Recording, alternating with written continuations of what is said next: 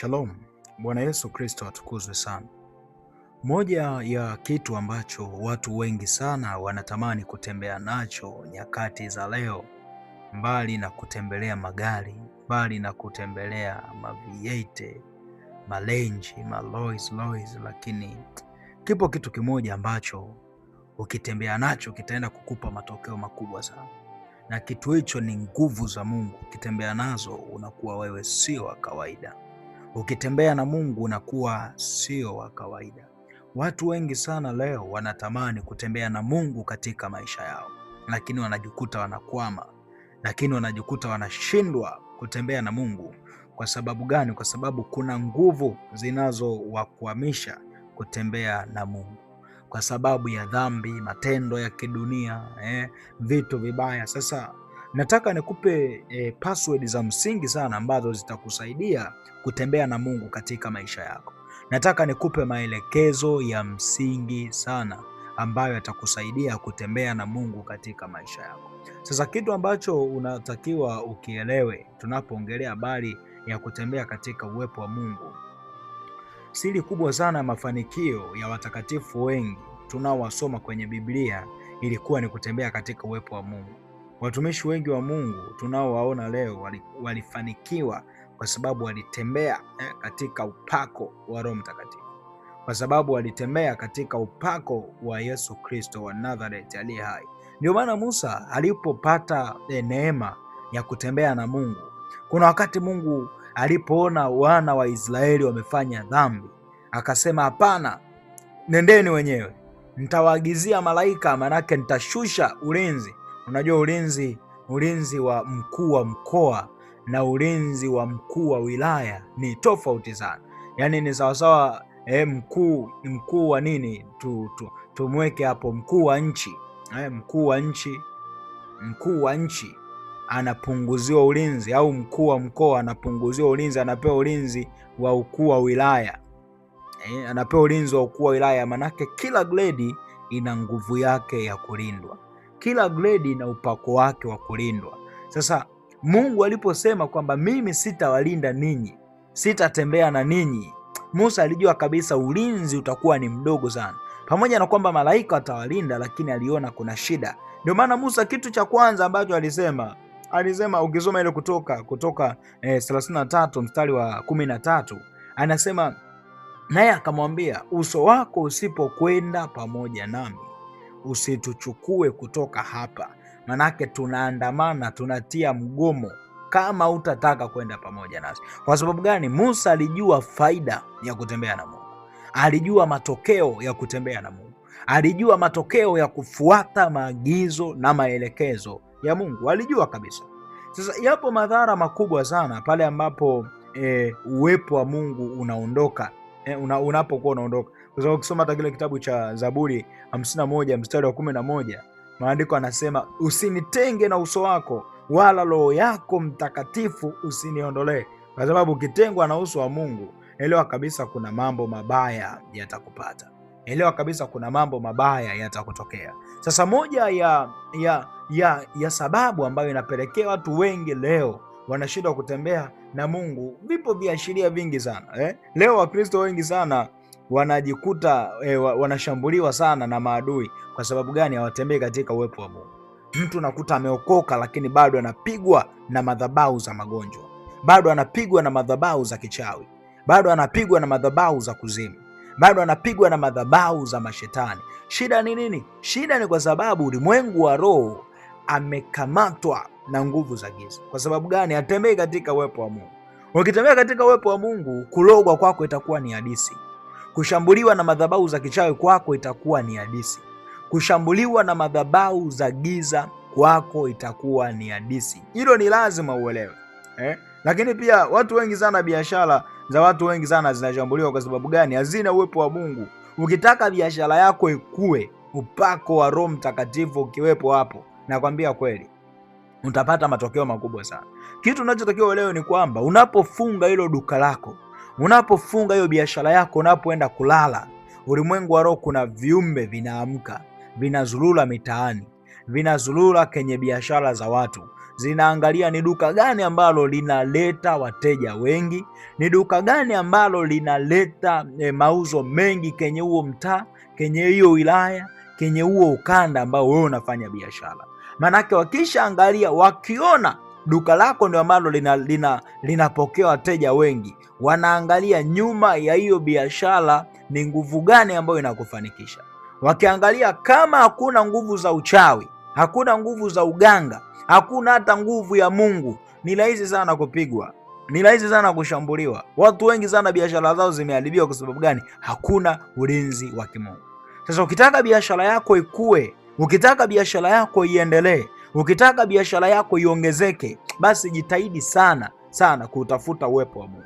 Ndio maana Musa alijua, akamwambia Mungu, hapana, ukikataa kwenda na sisi hapa tutoke, hatuendi popote, hatuendi popote. Alijua kuna faida ambayo mtu anaipata anapopata ulinzi na Mungu, anapopata ulinzi. Kwa hiyo ukikosa uwepo wa Mungu, ukikosa kutembea katika uwepo wa Mungu, elewa kabisa na biashara zako zitashambuliwa tu. Lakini pia ndoa za watu wengi sana, ndoa nyingi sana na familia nyingi sana leo zinashambuliwa. Kwa sababu gani? Uwepo wa Mungu ndani haupo. Uwepo wa Mungu ndani haupo.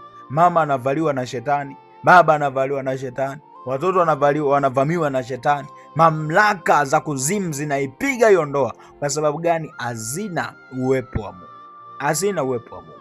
Ukikosa uwepo wa Mungu katika maisha yako, kupata matokeo yaliyo thabiti kwako itakuwa ni shida sana, itakuwa ni shida sana. Leo maadui wengi sana wanapata nguvu ya kutudhuru. Kwa sababu gani? Kwa sababu ya kushindwa kutembea katika uwepo wa Mungu.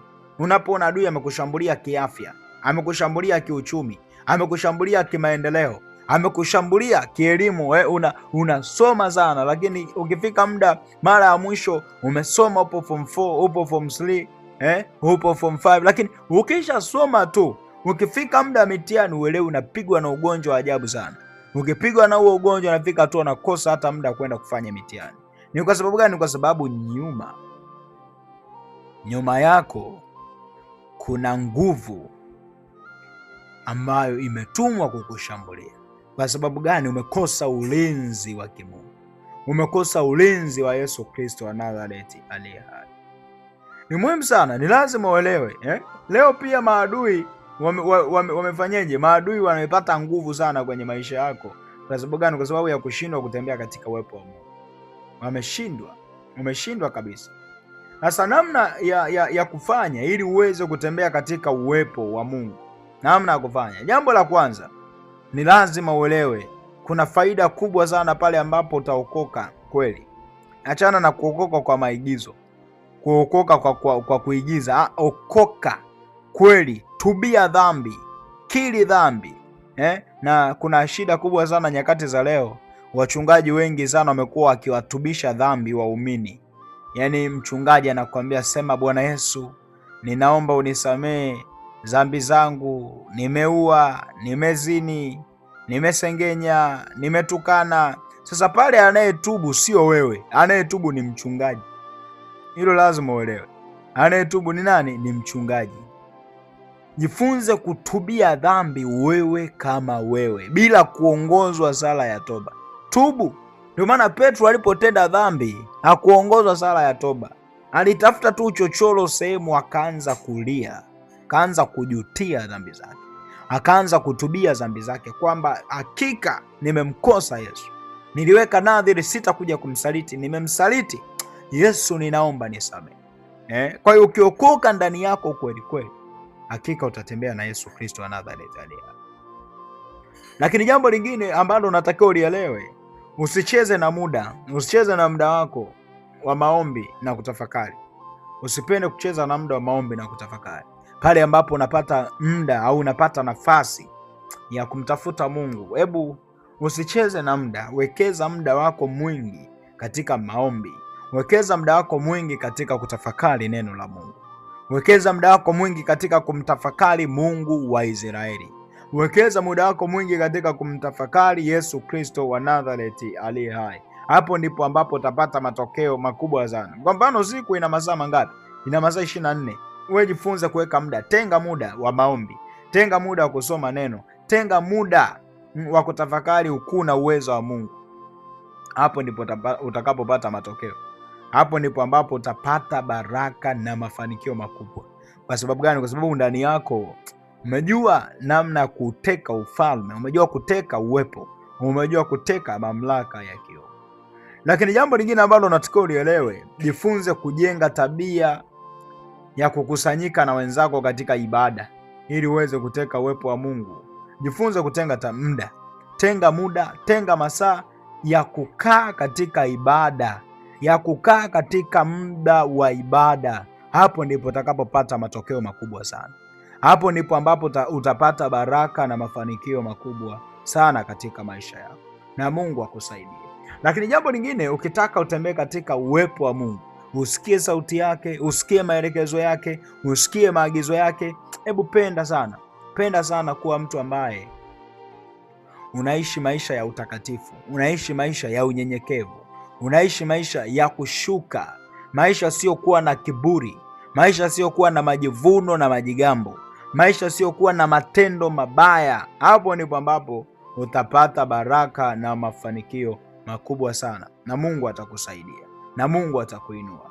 Yesu Kristo akubariki sana. Mungu akutunze, Mungu akuinue zaidi. Niliyekuwa ninazungumza nawe ni Kuhani Samuel Yosia. Jambo la kuzingatia, hapo chini ya video yetu kuna maandishi yameandikwa subscribe, usiache kufollow huko YouTube, follow huko TikTok, huko YouTube subscribe, huko TikTok basi pale follow akaunti hii ili kupata notification mbalimbali ambazo zinatoka katika channel yetu hii. Mungu akubariki sana. Niliyekuwa nazungumza nawe ni Kuhani Samuel Yosia. Ninakutakia wakati mwema. Shalom, shalom. Maranatha. Asante sana.